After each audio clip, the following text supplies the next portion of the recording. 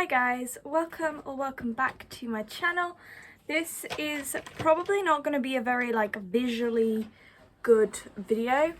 I'm going to be cleaning out the rats whilst I have a little chat with you guys about some things, and yeah, we'll just see what happens. First, I'm going to take my ring off because we do not want to have that on whilst we're cleaning out the rats. First, I'm going to take the boys out and pop them over here. This isn't really going to be like a tutorial on how to clean out rats or anything. I'm just going to be doing that whilst I talk to you guys. Ooh, ooh, ooh, ooh. You falling? You falling? Oh, buddy, I know. Buddy, I know. Buddy, I know. Buddy, I know.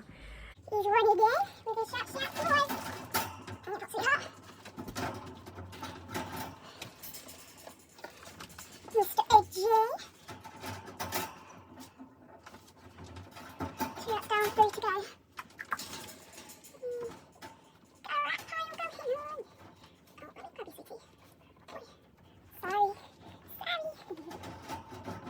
Does anybody else's rats make sounds that can only be described as guinea pig? Because mine do. Well, 2 of mine do. Come on. You were worryingly still there, Scotman. Worryingly still. This boy's been to the vets today because he's broken his tail. Good boy. The vet thinks during the introductions, go and see that video, one of the squabbles, one of the other rats bit his tail. So, yeah. I'm a bad rat mum. I didn't realise, but it's healing up fine by itself. So, that's good at least. Good boy. This is our Sarah Cox. Everybody's favourite, aren't you, sweetheart? Everybody's favourite because you're a looker. You're so cuddly as well. Sweet boy. Sweet boy. Cute, biting my ear off. So, one of the things I wanted to talk about was just things around EDs, how I sort of dealt with mine, things like that. But I think you need a bit of a backstory on my situation to really grasp kind of what was going on. Get back in there, sweetheart. Back in there. Good boy. So I grew up with a parent who is a dietitian. For those of you who are still here after that little incident, for those of you who don't know, a dietitian is like a nutritionist, but they're more qualified. So dietitians go to university. I think my mum went for 7 years, all about biochemistry as it relates to the diet. And you can specialise in eating disorders or children, peds, whatever. So whilst I was growing up, my mother was a dietitian, and she was very, very, what's the right word? She made me aware of calories from a very, very young age. And my weight, the food I ate, things like that were always, points of discussion within our household. And when I was 8, I started to go through puberty. So I started to, fill out a bit.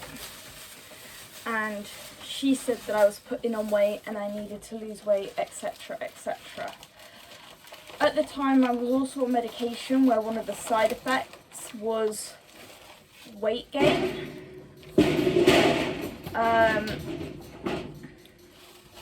And we were left home alone a lot, so myself and my brother would eat a lot of pot noodles and instant things like that that are easy to put together when you're, still very young and things.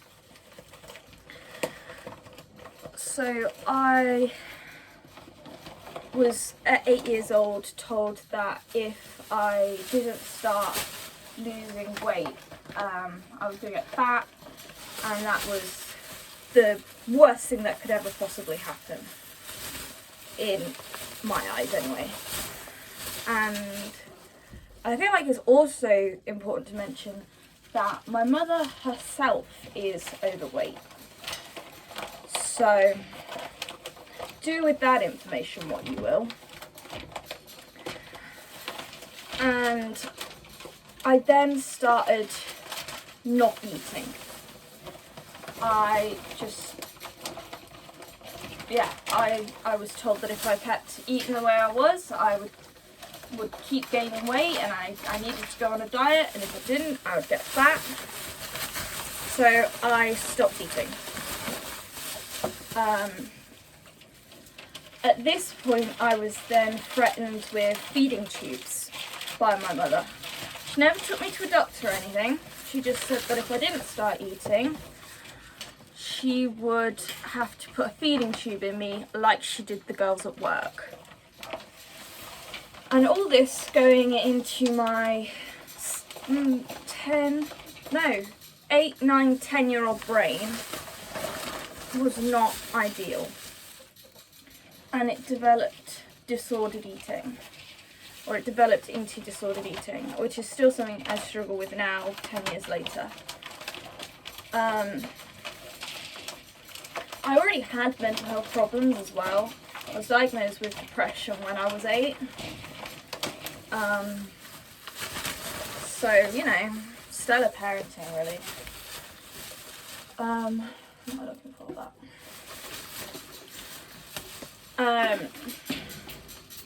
So I then, through, I think, social media, things like that, again, unrestricted social media, home alone, learnt about binge purge disorders. And I don't know if you know this, but it's really, really hard to just not eat. You get hungry, and you get tired, and you get grumpy, and you get shouted at. So I started purging when I was 10, I think. And that went on, and I kept that to myself until I was 15. It wasn't constant, but at my worst, you know, it was pretty bad. I don't really want to say too much because I don't want to give anybody any inspiration or make anybody feel like they're not sick enough, because that's definitely not helpful. Or give anybody any kind of clout and say, well done, you were sicker than me. But yeah, it was never a diagnosis, never anything like that. When I was 15, I told my school nurse, talked to the school counsellor, who came in on his day off and had a chat with me, and they basically said, we don't think you need a referral to an eating disorder clinic because when you're happy, you won't do it. Do with that information what you will. I was never particularly emaciated or anything like that. It wasn't very visible. People would always comment that I was skinny, but it wasn't worrying, I guess. I'm running out of this, I need to get some more. So I feel like it's important to know that kind of context. I don't really trust medical professionals after that sort of thing. And again, with my other mental health struggles, I've never really found professionals to be all that helpful. I still would recommend that if you're struggling, you know, try. I tried. It didn't work, but please try. You might have better people around you. But, hold on, I'm gonna shut up for a second while I say this.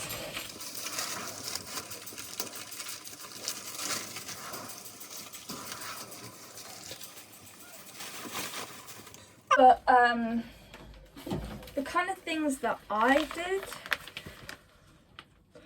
were very much, or I do, I'm not gonna lie, not all of it's legal. A big part of my kind of mental health journey has been smoking marijuana, and I'm not gonna say you should go and do it. I'm just gonna say that it really, really helps me. It helps calm my brain down on a day when I don't want to eat and I'm feeling really bad about myself. I have a smoke and I feel better. You know, it's not a miracle cure or anything, but I find it helps. I also find like drinking my calories helps. Things like Huel, I find that really, really helpful. You know, if you just have a few, I know they're quite expensive,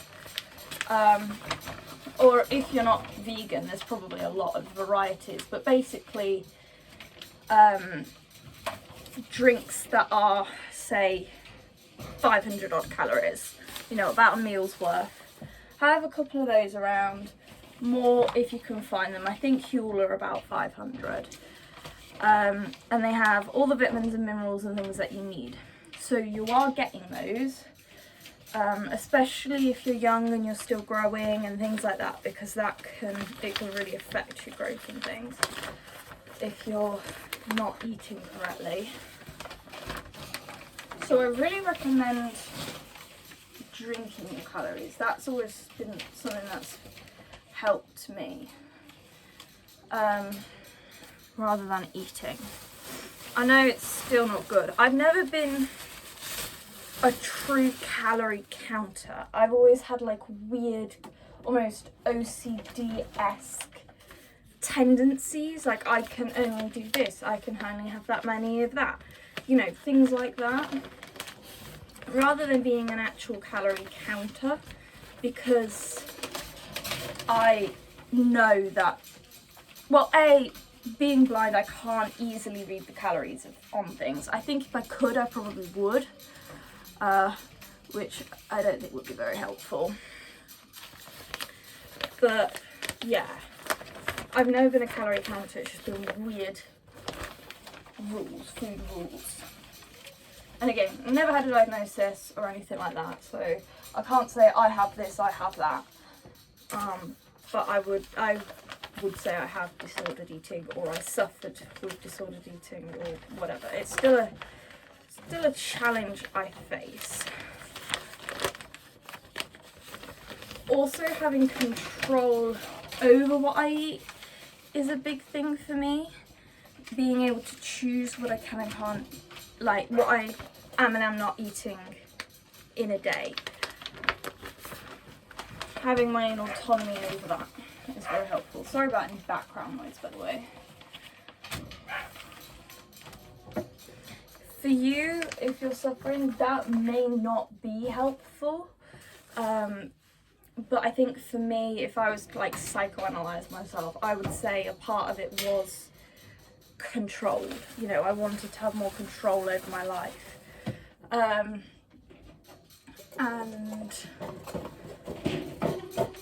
if you think that having, you know, control is a bad thing, maybe you can see if you have a friend or family member who will assist you and kind of take that out of your control. So, you know, if you're still living at home, or if you're living with a partner, saying, you know, I'm struggling, are you able to cook meals for me that you know that I like, with my safe foods, that, you know, I'm not going to be able to obsess over only having X amount of sprays of oil, or, you know, exactly this amount of this, or what have you, things like that. Also, having almost always lived, in fact, yeah, always having lived in some form of shared accommodation, my purging has always been quite difficult to do without people knowing. It wasn't so bad when I was at boarding school. The shared accommodation there, it was still kind of quite private, but where I've lived since hasn't been. So there's always kind of been people's eyes on me. Not even if they were aware of it, but I'm very much someone who doesn't want people to know what I'm doing. So I'm filming a video and putting it on YouTube. But you know what I mean.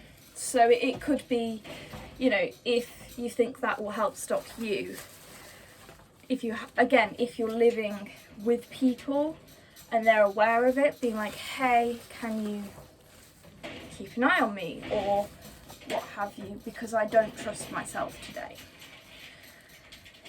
I don't find that very useful, like having an actual conversation with people about it. I then just find that I'll be even sneakier about it, you know? But that could be something that helps you.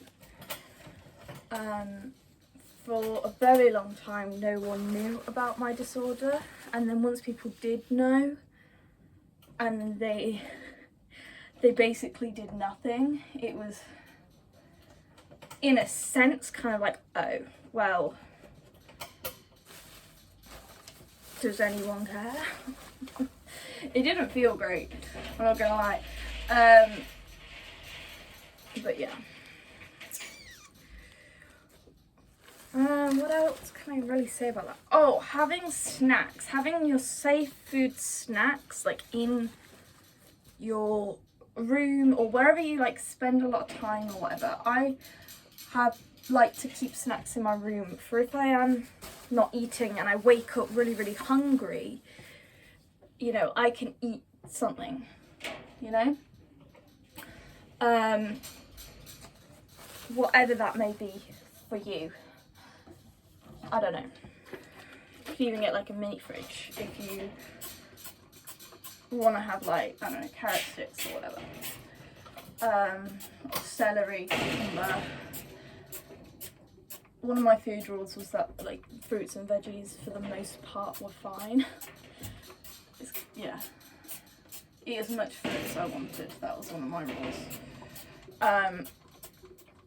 So yeah, I think it really depends on your condition and your quirks within that condition as to what's going to work for you. But I do think, you know, things like that, always having safe foods on hand, and like there are foods still to this day that I don't touch because I know they will make me spiral.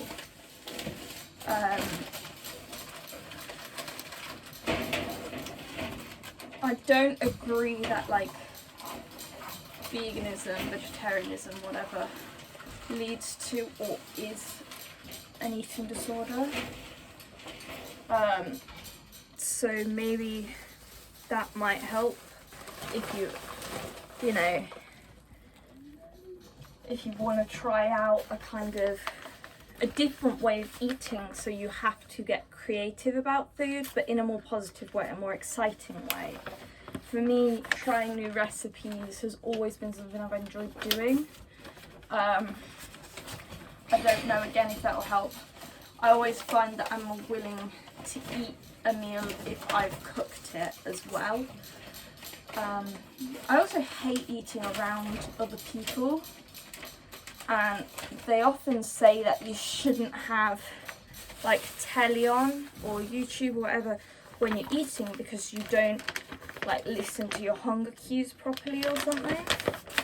But I find that having something on does help me because I'm not concentrating on, you know, the food when I'm in my worst moments. So yeah, that's kind of.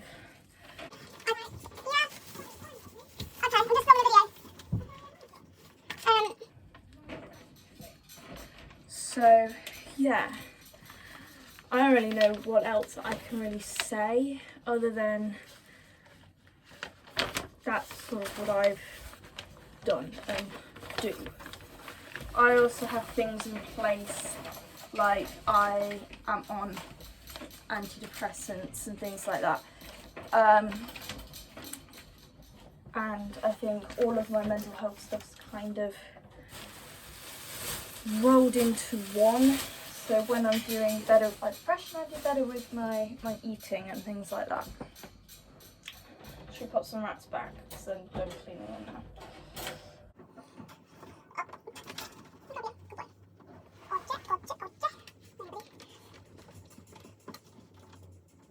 Sorry, buddy. I need to put that one in quicker,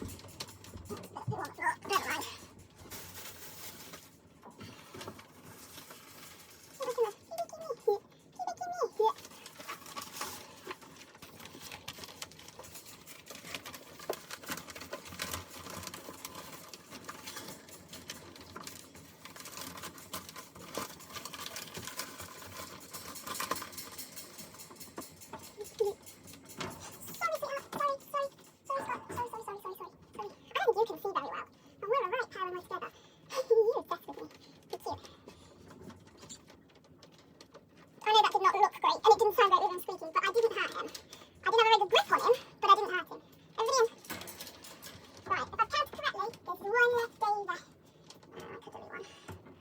don't mind. That's all I really have to say. The big thing for me is smoking, I would say, and drinking calories and giving myself grace. Like, sometimes I'm not going to want to eat and sometimes I am going to want to eat, and just accepting that a bit. And when I do want to eat, saying, you know, to myself that that's a good thing and I've done well there. But try not to beat myself up when I eat what feels like more than I'm supposed to. I also have very, very bad periods. I have endometriosis and PMDD. So I do get a lot of cravings and things like that around my periods, and, you know, allowing myself to not go overboard, but being like, okay, if you're craving something sweet, you don't necessarily have to eat the whole chocolate bar because then you're going to feel bad afterwards. But perhaps having some chocolate and some sweet corn, that's something sweet, but it's a little bit healthier, you know, because I know it's going to be equally as satisfying in the moment, but not as bad later on. You know, I know that I'm going to still feel good later on with that, or eating fruit or what have you, if I'm getting those sweet cravings. And, you know, if there are things that you really, really crave and you just can't let yourself have them and then you wound up binging, I think a little bit of exposure therapy, that's kind of what I did as well. Just, you know, if, say, pasta is something that you find it really, really hard to allow yourself to have it, find a recipe that you can cook, that sounds nice, that you know you'll enjoy the taste of, that has some safe foods with it maybe, and have a small bowl maybe, or even just a few bites. Maybe if you're cooking some vegetables, just a few bits of pasta in there, just exposing yourself to that and finding the love for that food, but in a controlled way. I don't know, I'm not in any way, you know, qualified really to be saying anything. This is just what I did. And if you do something like I've said and things get worse for you, I'm so sorry. But that's kind of what I did. I think you have to be careful that you don't transfer that kind of, I think it can either be an addiction or it can be a need for control or a form of self-harm. I think being careful you don't transfer it, or if you do transfer it, you transfer it in a positive way, if that makes sense. Because I do think part of my ED, I did just kind of transfer it into another manifestation, which did help with the ED, but didn't help overall. So just be mindful of that. Even if you don't have depression and it's just an eating disorder, they do have medications which can help. So maybe check that out. And yeah, I hope you guys enjoyed this video. I hope the audio was okay. I know the visual hasn't been great, but I really wanted to get this out and said. But yeah, I think if you've got someone you can lean on, whether that's a healthcare provider, a family member, a friend, someone online, if you've got someone you can talk to and who will listen and things like that, because I think figuring out where your disorder comes from is another point of how to tackle it. Like what category are you in? Are you using it to self-harm? Is it actually to do with body image? You know, do you have some sort of dysmorphia? If you've been in gymnastics or dance, I know that can be quite common. Is it to find a sense of control? You know, kind of look into yourself if it's healthy for you to do so, and try and figure that out or talk it through with someone. And I think then that'll give you a better idea of where and how to deal with. Sounds like really harsh. How to start helping yourself, really. I think when it comes to like exercise and things, I was an athlete, as you guys know. I'm pretty sure you guys know that. And I'm sitting really uncomfortably, so one sec. So I did, you know, I went to the gym, I had things I had to be doing. And I think that if exercise is not good for you, as in going to the gym is kind of obsessive, perhaps you can find another way of still being active, but without giving your brain that kind of, I've worked off this much, or I'm, you know, whatever, doing, without going overboard, limiting yourself, maybe rewarding yourself with that kind of thing, or finding a different form of exercise that's still really good for you, walking, or if you're not a dancer, dance, or swimming, or something that you don't do at the minute and you know very little about, and try not to do too much research and just go and enjoy it and try and do it without that kind of knowledge behind it, because then your brain can't tick tick tick tick tick tick tick tick tick and you know, obsess over it too much, if that makes sense. I don't know if that does make sense. I always found that going to the gym actually helped, because I would go to the gym and then I was allowed to eat whatever I wanted because I went to the gym. So I actually found it I found it helpful, but I know a lot of people, you know, you can get obsessive over that. So maybe trying have a gym buddy who you go with who can say, you know, you're going too far now, or no, we need to have a rest day, things like that.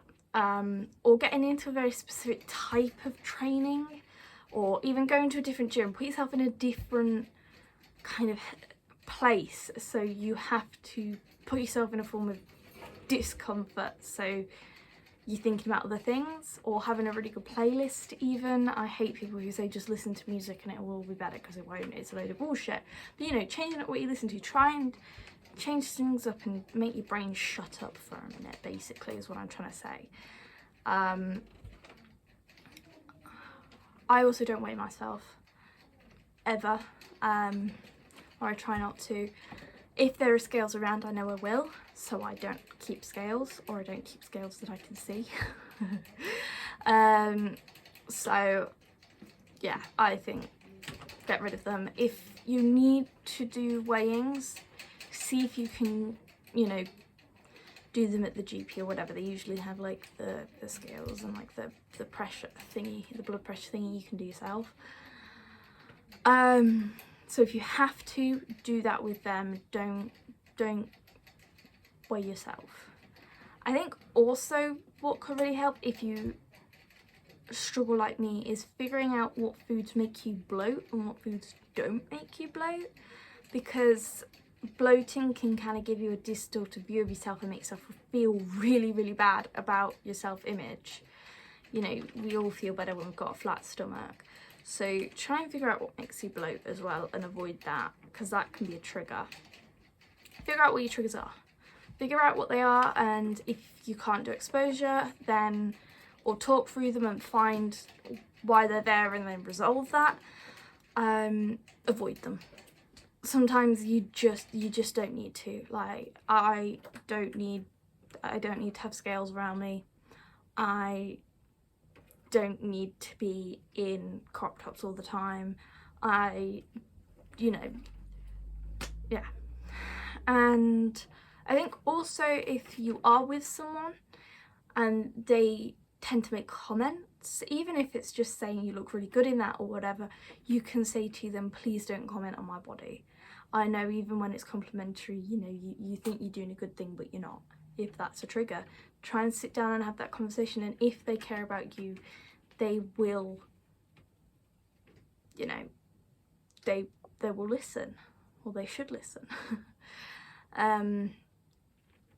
It's not easy, and I think sometimes finding a community can help, and sometimes it can just be triggering.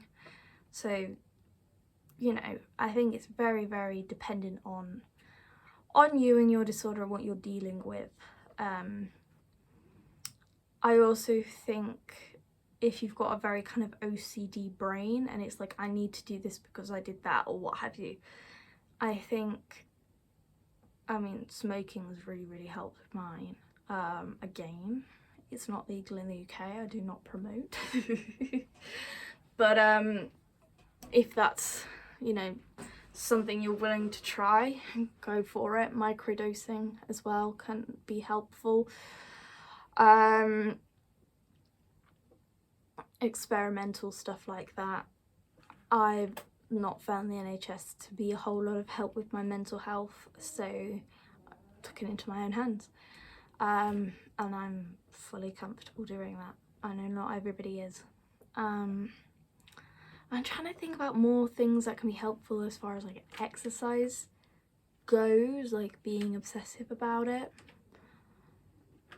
I don't really have a whole lot to say on it other than what I've already said, because it wasn't a problem for me. Like, I would do it a lot because then I was allowed to eat what I wanted.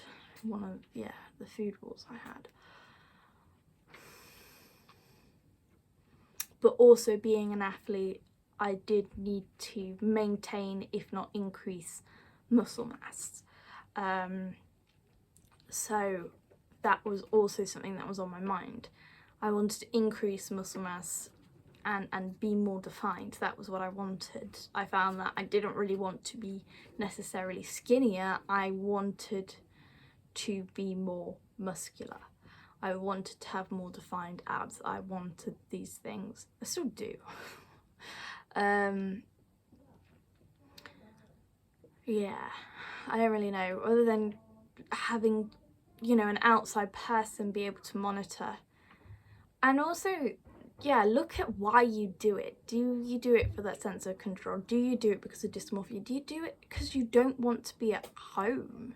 You know, it can be things like that. It's not necessarily a one size fits all, I think.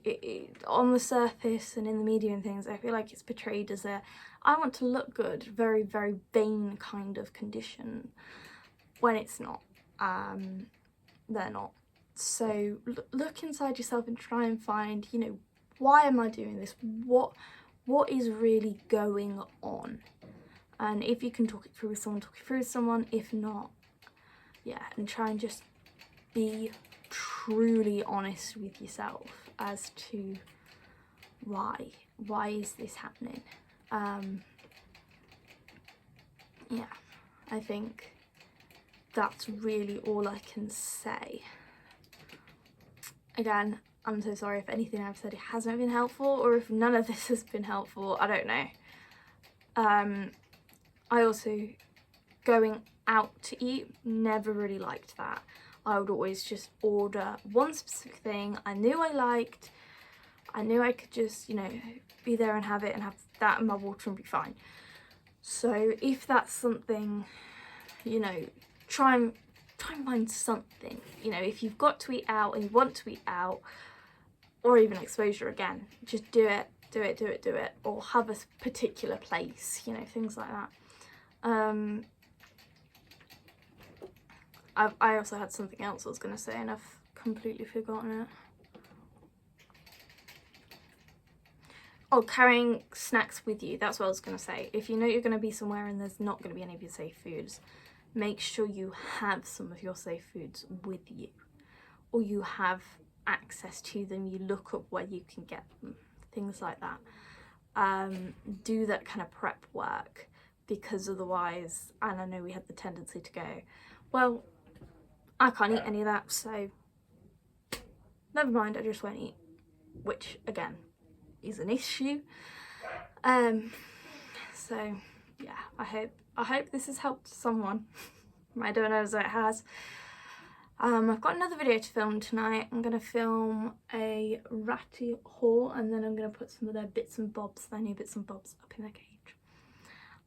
That'll probably be out next week. This was just kind of a video I wanted to get out ASAP Rocky. Rocky's a good name for a rat. Jeremy's also a great name for a rat.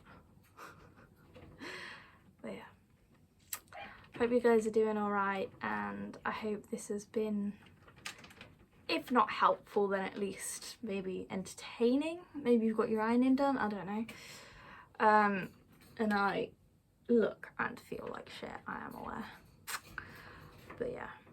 Oh, not having mirrors around as well, that can be helpful if you can avoid them, if they're one of your triggers. You don't need to have mirrors. Simple as. Mirrors are not necessary. I mean, if they're in like public bathrooms, you can't do jack, but yeah. So yeah, I don't think this has been the most helpful, but hey hey. And yeah, I'll catch you guys in the next one.